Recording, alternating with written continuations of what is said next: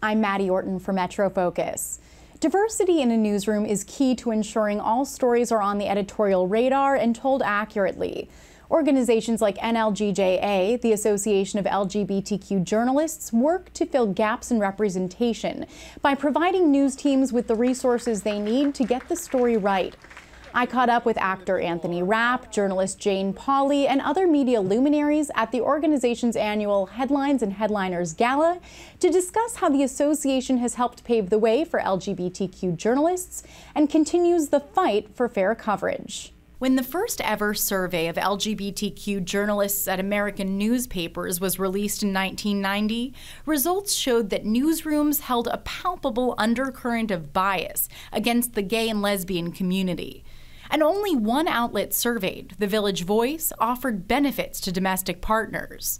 Oakland Tribune executive editor Roy Ahrens delivered these findings at that year's general meeting for the American Society of Newspaper Editors, and ended his speech by coming out to his colleagues. That same year, Roy Ahrens formed NLGJA, then called the National Lesbian and Gay Journalists Association. Current NLGJA Executive Director Adam Paulus. You'll see very few people that were out in the newsrooms in the 90s.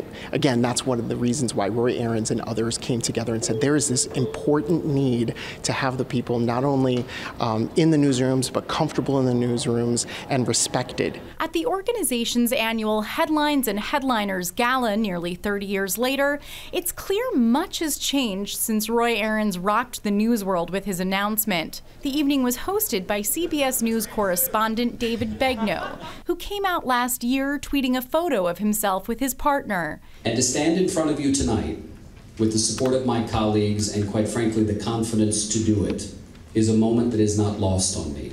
But we're living in a world right now where almost daily things are changing, and acceptance is becoming more and more of a recognizable reality. There's still a long way to go in the fight for equality.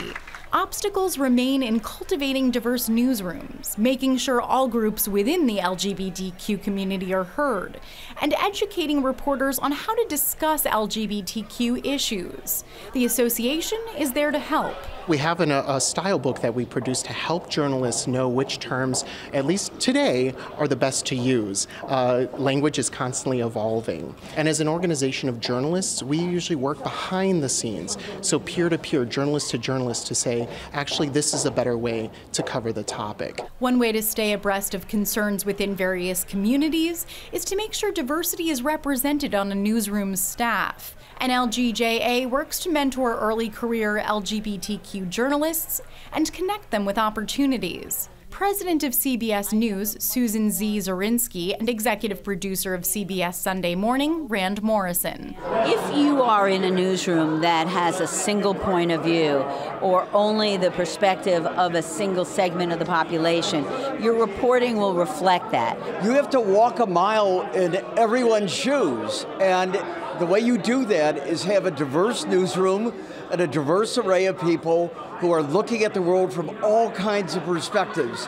NLGJA Board President Sharif Durhams. The most disturbing thing is when people just don't even understand our stories or aren't aware that we're in the community and what we're doing. And it's particularly true, we've noticed in the past few years, about transgender issues. I mean, we just don't know the stories in our communities of the people who are being challenged through discrimination. Dawn Ennis says she became the first openly trans person in a network TV newsroom in 2013.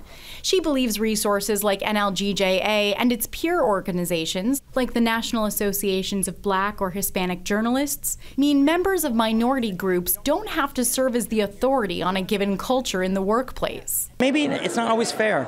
If you're the only woman in a newsroom, or the only gay person in a newsroom, or the only black person in your newsroom, why should you have to be the expert that tells everybody what's right or wrong? NLGJA is there for those people to say, let's call the experts. The number of high-profile, openly LGBTQ journalists has grown exponentially since NLGJA founder Roy Ahrens came out nearly 30 years ago. But the visibility of out news people remains valuable. Anytime that people are out and visible, it challenges people who might have stigma around that or issues with that to have to reckon with their issues, because I think it's much harder to maintain bias or prejudice towards someone who is demonstrating themselves to be a fully rounded human being. For me, as a seasoned, more seasoned person, who remembers a time when this party wouldn't have happened. People were still talented, and but they weren't free to be part of the creative conversation.